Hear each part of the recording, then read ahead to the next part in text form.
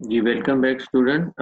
हमारा जो है वीडियो क्लिप्स 2 जो है हम रिकॉर्डिंग कर रहे हैं इसकी, और वीक 4। अच्छा जी, हमने इससे प्रीवियस जो हमारा सेशन था स्टूडेंट, हमने बात कर रहे थे हम जो है कैश बुक की, ठीक है, और उसकी एक हमने एक फॉर्मेट भी डिस्कस किया था। अभी जो है हम जो है बैंक बुक के बारे में थोड़ी सी अंडरस्टैंडिंग करते हैं। बैंक बुक अब क्या होती है?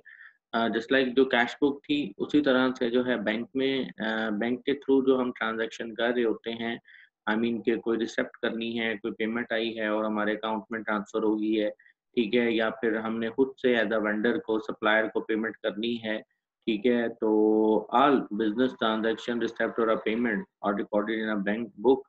The balance of the bank book reflect the cash available at the bank at a particular time again, ठीक है? जो भी आपके पास इसका बैलेंस होगा, तो वो कैश जो अवेलेबल है एट दी बैंक अकाउंट आपका, उस चीज़ को प्रेज़ेंट कर रहा होगा, ठीक है?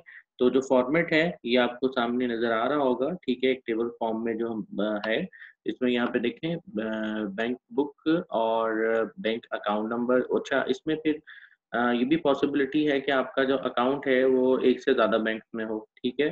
तो इस वजह से जो भी आपके अकाउंट टाइटल भी यहाँ पे लिख सकते हैं, और जो बैंक अकाउंट नंबर है वो लाज़मी लिखना होगा, ठीक है? और इसी तरह से जो अकाउंट कोड है, अकाउंट कोड की जो मैं पहले बात की थी वही, तो उसकी भी अंडरस्टैंडिंग होनी चाहिए, ठीक है? तो बहरहाल डेट, वाउचर नंबर और चेक नंबर, ठीक है? अगेन वही जो पार्टिकुलर्स जो भी टाइटल ऑफ अकाउंट्स है, वो लेजर कोड हो गया इसका, receipt and payment and balance. देखिए ये तो सब चीज़ें वही कैश बुक जो हमने लास्ट हमने पढ़ा था, कैश बुक का लेजर, ठीक है? वैसा ही है जिसमें कंबाइंड रिसिप्ट एंड पेमेंट है, बैलेंस है। यहाँ यहाँ पे जस्ट ऐड कर रहा है वो चेक नंबर को, ठीक है? जो चेक नंबर है, ज़ाहिर-सी बात है, जिस चेक के थ्रू आप पेमेंट वगैरह कर रहे हैं, ठीक है? तो उस केस में या रिसीविंग अगर आपके अकाउंट में हुई है, तो वो ट्रांज़ैक्शन कोड, चेक नंबर वो हम यहाँ पे मेंशन कर देते हैं, और जो भी फिर आगे पार्टिकुलर अकाउंट्स होते हैं उनका जो टाइटल हम यूज़ कर रहे हैं वो, और एट द एंड रिसिप्ट हो रही है, पेमेंट हो रही है, वो हम लिखते जा रहे होते हैं, ठीक है?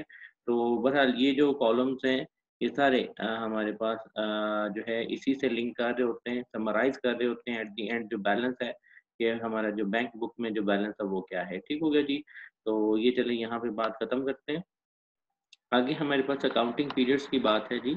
अकाउंटिंग पीरियड्स पहले भी बात मैंने की थी कि जो है अकाउंटिंग पीरियड डिपेंड कर रहा होता है कि कंपनीज़ जो है अपनी डेली बेसिस की जो ट्रांज़ैक्शन है, ऑब्वियसली बात है उनको वो प्रिपेयर तो कर रही है, लेकिन उनकी जो एक क्लोजिंग है, जिसमें वो अपनी फाइनेंशियल रिपोर्ट्स बना सकती है, एक इन्फॉर्मेशन फॉर्म में जो है उनको प्रोड्यूस कर रही होती है, करना चाह रही होती है, तो वो डिपेंड करता है कंपनी पे। लेकिन अब ऐसा भी नहीं है कि जो है वो आई मीन ये डिफरेंट उसमें आ जाए, तो मिनिमम आपके पास जो है जो ज़्यादातर अकाउंटिंग पीरियड जो यूज़ होता है, वो जो है 1 डे से वो कहता है 1 ईयर तक। लेकिन नॉर्मल जो हमारी जो प्रैक्टिस आ रही है, तो उसमें यही है कि मैक्सिमम 1 ईयर में तो हम हर हाल में क्लोजिंग कर देते हैं, ठीक है? लेकिन डिपेंड करता है कंपनी पे, के बाद जो है मंथली बेसिस पे अपनी कम से कम जो है प्रॉफिट एंड लॉस अकाउंट को मेंटेन करते हैं, ठीक है? और उसके बाद जो है बाज़ जो है आपके पास क्वार्टरली इसको जो है मेंटेन कर रहे होते हैं, बाज़ सेमी एनुअली, या फिर फाइनल जो है 1 ईयर में तो लाज़मी करना है, ठीक है? तो अ, बहरहाल that again the only exception in the case is the formation of the new company which is formed before the start of the accounting period। तो वो कहता है कि ये नॉर्मल लीगली जो है इसको हम पहले ही डिफाइन कर लेते हैं, और नॉर्मल 1 ईयर में हर हाल में क्लोजिंग करनी होती है, ठीक है? और जो फाइनेंशियल ईयर्स आपका 12 मंथ का या 1 साल जिसको आप कह रहे हैं, उसकी क्या क्राइटेरिया है, वो डिफरेंट। बात करेंगे पाकिस्तान की, तो पाकिस्तान में जो फाइनेंशियल ईयर स्टार्ट होता है, वो फ्रॉम 1 जुलाई से जो है एंड ऑफ 30 जून, ठीक है? तो ये आपकी क्लोजिंग डेट्स हैं पाकिस्तान में, ठीक है? और आपने शायद सुना भी होगा, और ख़ास तौर पे जो बजट आप लोग अक्सर सुनते हैं, ठीक है? जो पाकिस्तान का जो बजट है, वो भी इसी वजह से ही जो है इसी मंथ में जो है उसको जो है प्रपोज़ किया जा रहा होता है, ताकि जो है ओवरऑल जो बिज़नेसेस हैं, उनकी जो भी आई मीन कि उनकी जो अकाउंटिंग साइकिल जो भी उन्होंने अपने बिज़नेस ऑपरेशन से अर्न किया, उसकी जो हम क्लोजिंग है, वो हम कर रहे होते हैं, ठीक है? Exception are the for specialized business such as textile, sugar mill और different और जो भी banks हैं. Financial report can be made for weekly. यहाँ पे वो बात कर रहा है कि बहुत सारे जो बिजनेस है, जैसे मैंने पहले बात की थी कि वो मंथली बेसिस पे हैं, ठीक है, या फिर वो वीकली बेसिस पे, क्वार्टरली बेसिस पे, depend on a company requirement कि वो अपनी जो फाइनेंशियल रिपोर्ट्स हैं उनको किस बिहाफ पे वो अपडेट कर रहे होते हैं. लेकिन जो फाइनल आपके पास जो रिपोर्ट है वो एक ही साल में और एक साल में एक बार जो भी एक हमारे पास एक फिस्कल ईयर क्लोजिंग की डेट होगी कंपनी की, ठीक है, तो उसमें वो उसको क्लोज करके पब्लिश करेगी कॉर्पोरेट बिजनेस. ठीक हो गया. तो चलिए स्टूडेंट, ये अकाउंटिंग पीरियड और फाइनेंशियल ईयर्स की हम बात कर रहे थे. अब हम बात करते हैं डेबिट एंड क्रेडिट बैलेंसेस की. डेबिट एंड क्रेडिट रूल्स पहले भी हमने बात की है. यहाँ पे आपको जस्ट एक जो लेजर है, क्योंकि अगर आपने लेजर बनाने हैं, हमने ट्रांजैक्शन करनी है, ट्रांजैक्शन करने के बाद हमने लेजर बनाने हैं, तो हमें पता चल जाए कि जो debit and credit balances ledger हैं वो कैसे प्रोड्यूस किए जा रहे होते हैं और उनको कैसे हम क्लोज कर सकते हैं. ठीक है, तो ऑलरेडी हम फेमिलियर हैं. हमारा जो ट्रायल बैलेंस है ये सिंपल टी अकाउंट जैसे हमने बात की थी कि टी, कैपिटल टी बना के हम एक लेजर जो बनाते हैं जिसमें एक राइट एंड लेफ्ट साइड, दो साइड्स होती हैं. ठीक है. अच्छा, अब इसमें ये है कि दोनों ही जो साइड्स हैं, बेशक वो डेबिट साइड है या क्रेडिट साइड है, तो एक लेजर में जो है दे मस्ट बी इक्वल.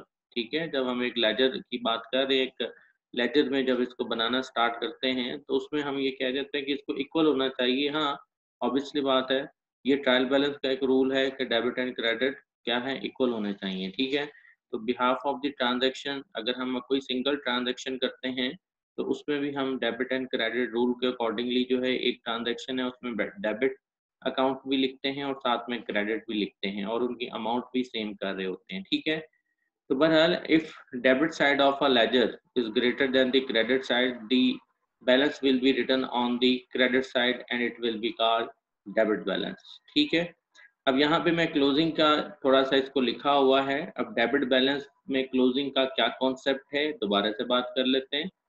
देखें, अगर आपके पास जो डेबिट साइड है ग्रेटर है, ऑब्वियसली बात है, जैसे बात हम कर रहे थे कि दो ही साइड है ना, डेबिट साइड जो है अगर आपकी ग्रेटर है किससे, आपकी जो क्रेडिट साइड है. ठीक है, तो दो ही साइड है ना, एक डेबिट एंड क्रेडिट. तो अगर डेबिट साइड ग्रेटर है क्रेडिट साइड से तो बैलेंस जो है हम क्रेडिट साइड पे लिख रहे होते हैं, क्योंकि इसमें ही हमें क्या करना होता है, क्लोजिंग करनी होती है जो डिफरेंस अमाउंट है.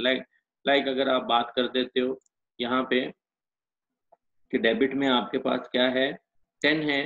ठीक है, और ऑब्वियसली बात है, हमें पता है ये ग्रेटर है किससे, 8 से. ठीक है, तो आपको कहाँ पे क्या बैलेंस शो होगा, तो आप यहाँ पे ये जो क्रेडिट साइड पे था, यहाँ पे 8 जो मैंने लिखा हुआ है, तो इसको इस जगह पे अगर आप +2 करेंगे, ठीक है, फिर ही आप जो है क्या कर सकेंगे, जो है 10 इज इक्वल टू 10 हो जाएगा. ठीक है, तो हमें जो है इक्वल करना है, तो इसी का नाम है बैलेंस.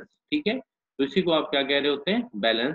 लेकिन अब जो अमाउंट आप यहाँ पे क्रेडिट साइड पे लिखेंगे उसको आप कहेंगे क्या, कि डेबिट बैलेंस क्लोजिंग हुआ है. ठीक है, तो ये डेबिट बैलेंस क्लोज हुआ है. ठीक है, तो reason being the balance is written on the credit side because of the excessive debit balance, it is called the debit balance. For example यहाँ पे देखिए, आपको एक एग्जांपल जो है हम ये डिस्कस करते हैं जी. यहाँ पे देखें स्टूडेंट, टाइटल ऑफ अकाउंट्स आपको नजर आ रहे हैं और अकाउंट कोड आपको नजर आ रहा है, जो ऑलरेडी हमने कहा था कि हम इस तरह से जो है कैश बुक बनाएंगे या कोई भी लेजर है, इस तरह से हम कंप्यूटराइज फॉर्म में बना सकते हैं. ठीक है, ये टी फॉर्म में नहीं है, ये जैसे हमने बात की प्रीवियस हमारा जो सेशन था, ये एक आपके पास कंप्यूटराइज फॉर्म में जो लेजर हम बना रहे होते हैं वो उसकी एग्जांपल है. ठीक है जी, यहाँ पे देखें title of account again debit side और उसके बाद जो है क्रेडिट साइड, एक ही अकाउंट है और उसकी डेबिट एंड क्रेडिट साइड की हम बात कर रहे हैं. ठीक है, यहाँ पे आपको डेट और उसका जो है 1 2 3 रेफरेंस जो भी है वो लिखा नजर आ रहा है, पर्टिकुलर्स के नाम, रिसेप्ट अमाउंट, फर्स्ट जो भी मंथ था 1 जनवरी कर लें, आपने 1 लाख जो है रिसेप्ट किया और 2 जनवरी में आपने 20,000 रिसेप्ट किया, टोटल 1,20,000 आप रिसीविंग में आपके पास है, जो कि एक डेबिट है, डेबिट साइड में है. ठीक है, और इसी तरह से वो कहता है 3 और 4 ट्रांजैक्शन की अगर हम बात करें कोई हुई, तो उसमें आपने जो है पेमेंट की 80,000 कहीं और उसके बाद 30,000 कहीं की, तो टोटल अगर हम बात करते हैं 1,10,000, ठीक है। अब यही यहाँ पे हमने ये क्लोजिंग करनी है इस जो है अकाउंट की। तो देखें आपके पास आपको नज़र अगर आ रहा है 1,20,000 ये हमारा डेबिट बैलेंस है और 1,10,000 ये हमारा क्रेडिट बैलेंस है, ठीक है।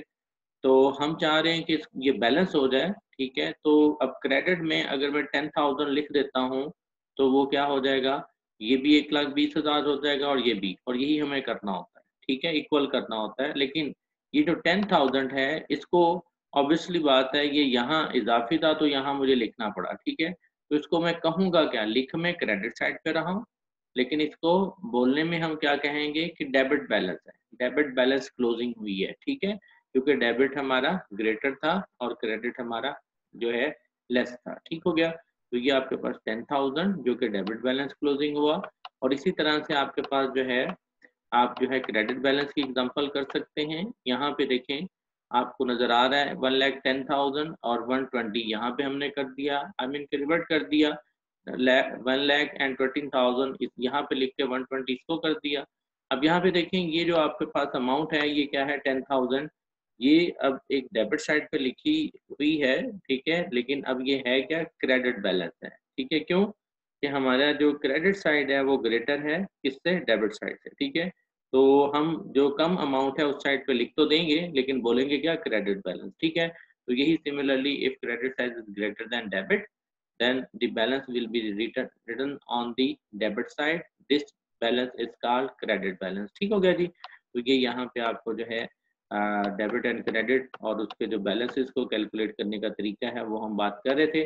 और नेक्स्ट जो हमारा सेशन है उसमें हम ट्रायल बैलेंस के बारे में पढ़ेंगे और एट द एंड जो है हम जो है एक प्रैक्टिस क्वेश्चन करेंगे, ठीक हो गया जी। चलें नेक्स्ट हम वीडियो में जो है चलते हैं।